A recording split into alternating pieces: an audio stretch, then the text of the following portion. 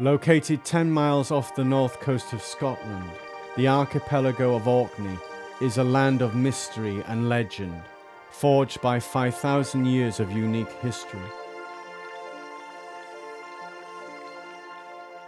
Home to the Picts and then to the Norse, it was ruled by Norway until an unpaid pledge brought it within the realm of the Scottish king, James III, in 1468. But its heritage dates back to earlier times.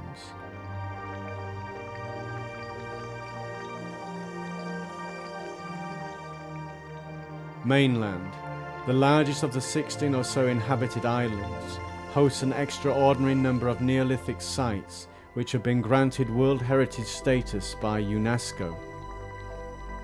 Among them are the standing stones of Brodgar and the ancient settlement of Scara Brae.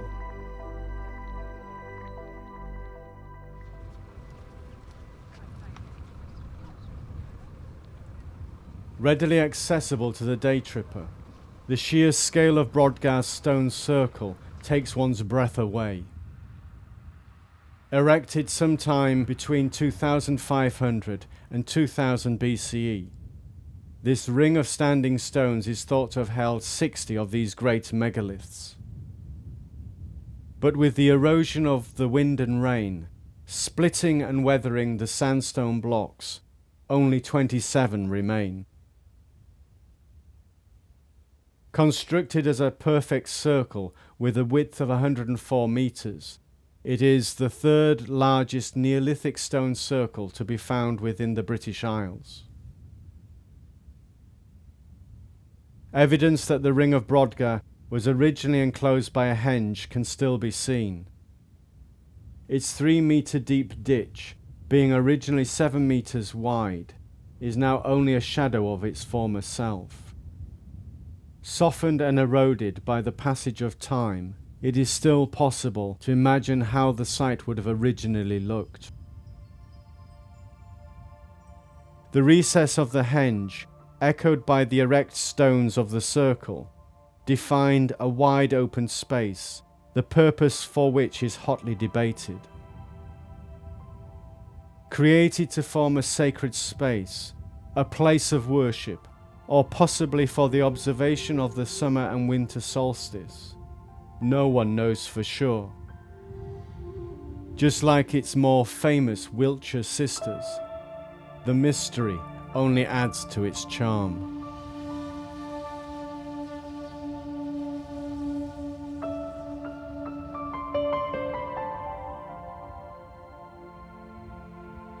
Cradled within the natural bowl of the surrounding hillside and crowned by the great dome of the sky, Brodgar's henge and stone circle seems to have formed part of a greater religious centre.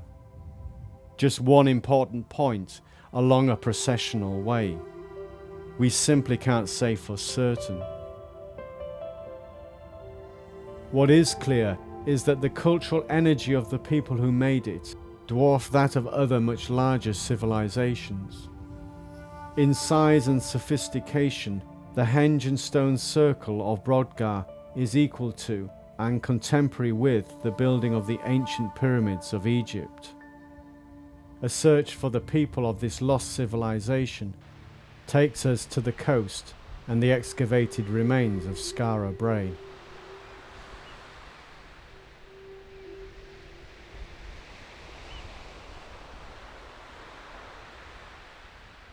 Located precariously on the edge of a cliff which overlooks a wide sweeping bay, Scara Brae's vulnerability to the forces of nature is clear to see. It is, in part, thanks to this vulnerable location that we have these remains at all. Exposed through the actions of a storm, the wind and the waves stripped away the covering that had once hidden this archaeological treasure. But it is the battle with the forces of nature that shaped the growth of this Neolithic site. Inhabited for at least 600 years, this village had at least 2 distinct stages of development. They highlight the declining environmental conditions the residents of Scara Brae had to face.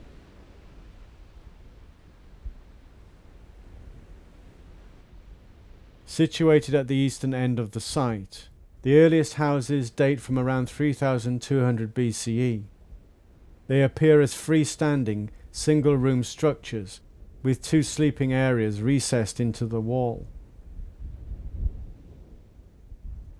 each located either side of the stone fireplace, which occupied the centre of the room. Opposite the entrance, and by far the most dramatic feature of each dwelling, is the stone dresser. The later dwellings had grown much larger and more rectangular in shape and size. Their plan had altered only slightly, with the sleeping areas now protruding into the room.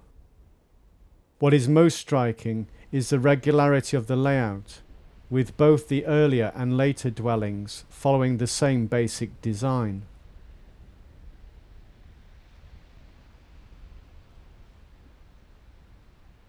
But the later dwelling's sunken nature highlights the need for a defence against the abrasive effects of the wind-blown sand. The surrounding landscape of Scara Brae was changing, and with it, the villagers had to adapt to the land.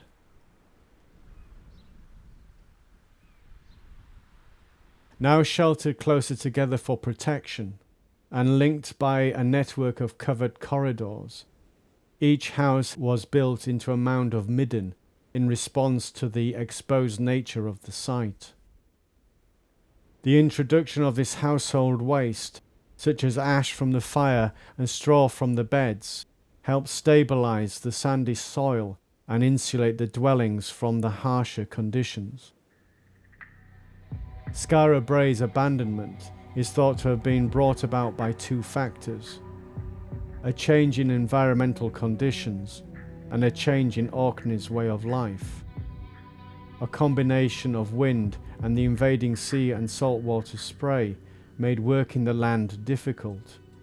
It may have put an end to cereal farming altogether.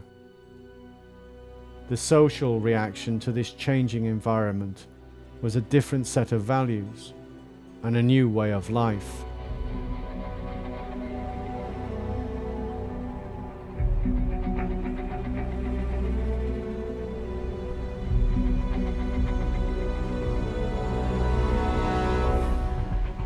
It is easy to forget that the seas around the British Isles were once the major highways of the ancient world. These treacherous waters appear as confining boundaries to the landlubber's eyes. Twice a day, surges between the North Sea and the Atlantic Ocean race through the narrow straits of Pentland and Minch, creating some of the strongest tides and fastest currents in the world. Understandably, mythical stories of the Blue Men of the Minch developed as migrating craft caught by the rapid changing conditions foundered in these dangerous waters. Evidence that the people of Neolithic Orkney crossed the Pentland Firth and made contact with other communities can be found in the archaeological finds of grooved-ware pottery. This flat-bottomed, decorated utensil, often found associated with ritual settings such as a Henge monument like Brodgar, first appeared in Orkney and spread southwards, eventually encompassing the whole of Britain. It suggests an exchange in ideas and religious practices, if not physical pots, was taking place around 3000 BCE. Our journey continues, following their path, through the Sea of the Hebrides and out into the Atlantic, before taking the North Channel to Dublin and the Emerald Isles.